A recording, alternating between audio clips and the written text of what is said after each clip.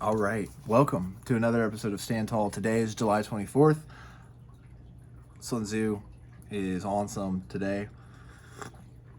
We're just going to do a brief reading,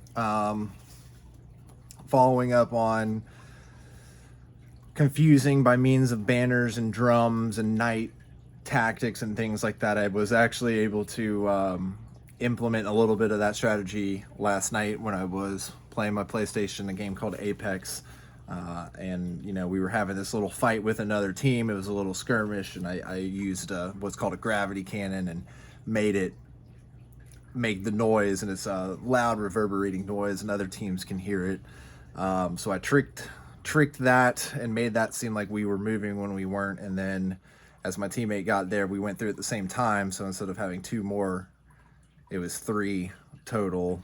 And anyway, neither here nor there, but fun strategy in the moment. Never would have thought of it as such or been able to break it down in the moment had I not read this that day. So I say all that to say, verse 27, a whole army may be robbed of its spirit. A commander-in-chief may be robbed of his presence of mind. Mind. For those of you who don't know why I laughed, if you're looking at this, just look up who the president is as of July 24th, 2023. Commander-in-chief robbed of his mind. Kermit the Frog meme right there. All right. So the alternate translation, which we like, is, so you should take away the energy of their armies and take away the heart of their generals. Zhang Yu says, energy is what battle depends on. He goes on for a while, so I hope you're ready. Any living thing can be stirred to fight, but even those who fight without regard for death are the way they are because their energy compels them to be that way. Therefore, the rule of military operations is that if you can stir up the soldiers of all ranks with a common anger, then no one can stand up to them. Like, right? Let's get hype in the locker room before we go out to battle. Same thing can be carried on throughout life and business. So get hype, get excited. Therefore, when opponents first come and their energy is king, you break this down by not fighting with them for the time being. Watch for when they slump into boredom, then strike, and their keen energy can be taken away. Also huge, monumental for controlling your men, controlling your armies.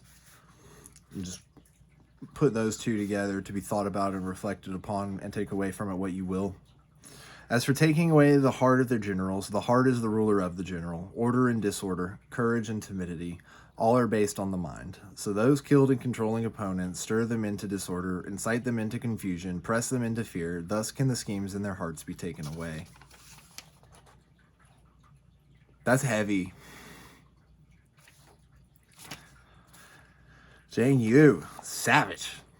Ho Yongxi says, first you must be capable of firmness in your own heart. Only then can you take away the heart of opposing generals. This is why tradition says the people of former times had the heart to take away hearts, and the ancient law of charioteers says that when the basic mind is firm, fresh energy is victorious. So all in all, in and of itself, that right there just speaks to the importance of discipline, self-discipline, reflectiveness, and then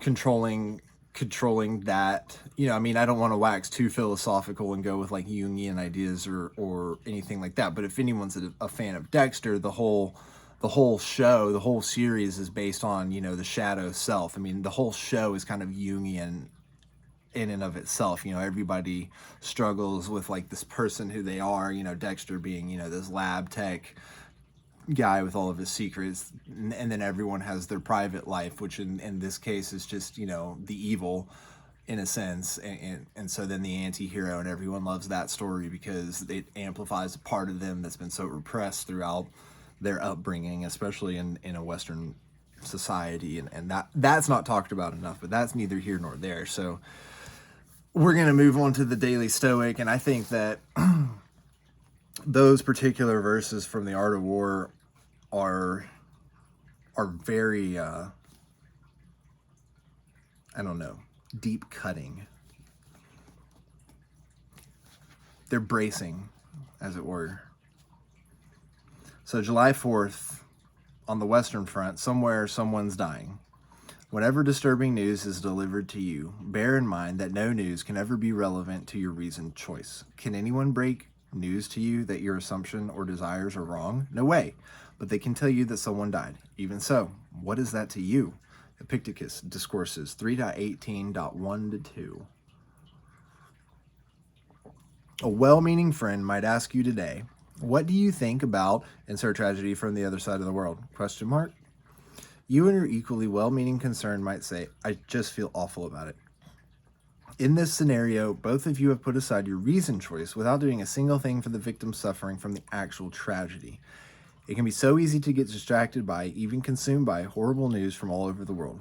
The proper response of the Stoic to these events is not to not care, but mindless, meaningless sympathy does very little either, right? So all of your showboating and everything like that, I'm not reading from the page, I'm talking from my own personal, I don't need to talk about it. It is obvious. So, and comes at the cost of one's, okay, so the proper response of the Stoic to these events is not to not care, but mindless, meaningless symphony does very little either. In parentheses, and comes at the cost of one's own serenity in most cases. In parentheses. Very important parentheses, by the way. You could write a small paper on that phrase alone, and maybe I will. If there is something you can actually do to help these suffering people, then yes, the disturbing news and your reaction to it has relevance to your reasoned choice. If emoting is the end of your participation, then you ought to get back to your own individual duty, to yourself, to your family, to your country.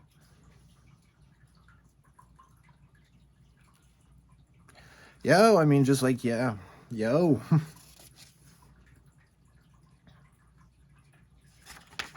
So that's, just pause and reflect for a moment while I get my bookmark back in. I want to hear people's thoughts because, we're talking about this in July 24th of 2023. But what if we were talking about this in July of 2003 instead of 2023, 20 years ago? This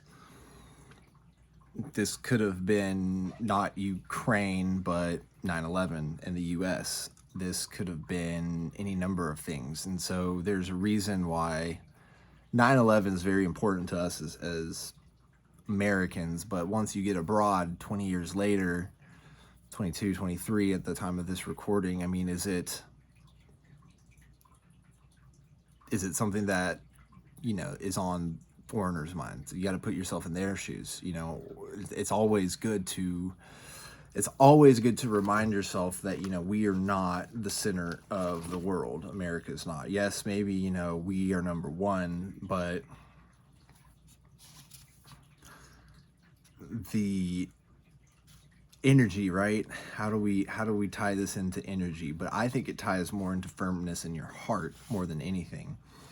And so order and disorder, courage and timidity, all are based on the mind. It really is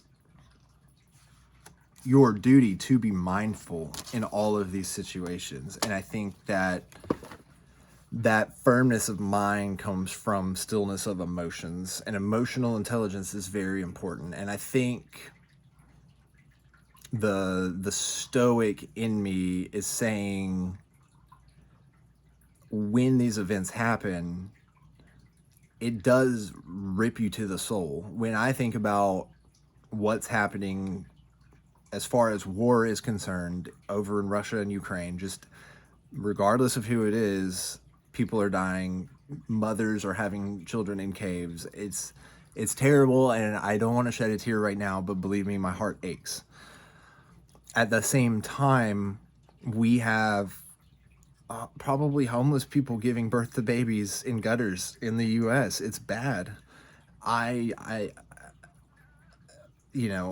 Firmness of mind and chaos and order emanating from one's mind really does go to speak of like, as Americans, we are constantly internally at odds with each other about foreign aid versus support at home. When you take a step back and view things in the bigger picture, you know, from a Stoic sense and an art of war sense, chaos and order is the Ouroboros of life, and what's happening in the world is that, and the U.S. has a duty and an obligation to play on that stage.